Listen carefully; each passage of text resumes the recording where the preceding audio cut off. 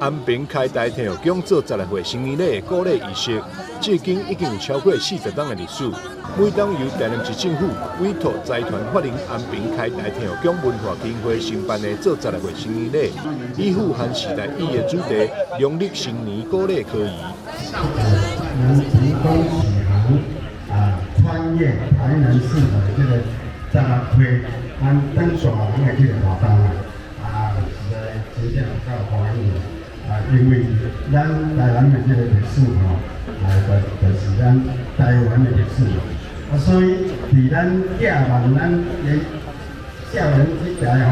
会当来将来搁再继续用咱这个台湾来拍拼的认真所以阮必须要来办这个活动，或者年轻的少年人知影伊的任务要安怎来珍惜咱古早的传统。市长王伟特也特别出席成功启航穿越台南市北做12岁成年礼记者会，协助来做宣传。今年满16岁的好朋友都有机会，也欢迎你们来。为什么呢？因为过去这是一项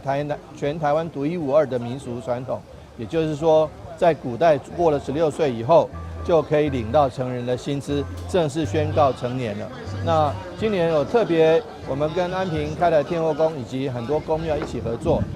今年的做12岁，也特别规划了线顶做12岁的服务，让世界各地民众拢能参加。报名成功后，只要上传指定的相片，就能得到证明，欢喜来当大人。除了实体的做16岁之外，另外感谢永丰鱼能够协助来做线上做16岁。所谓线上做16岁的，就是包括世界各国没有来台湾的朋友，只要你满16岁就可以来这个得到这个线上做16岁来得到一个实体的凭证。那这个部分台南400只有一次哦，那欢迎大家一起来做16岁。那把老定酒老卡阿布酒阿妈，大人看我们的小孩子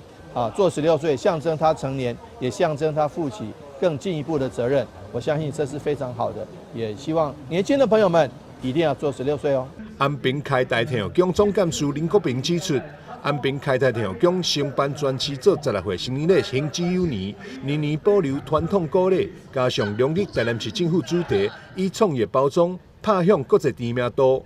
其中艺术意象创作的节目景，成为安平做12岁主题。目前庙方计划将节目景量化，延续新村所开办的妈祖主灯的夜间导览，接续节目景的量化，以延续夜间经济活动。记者张秀仪采访报道。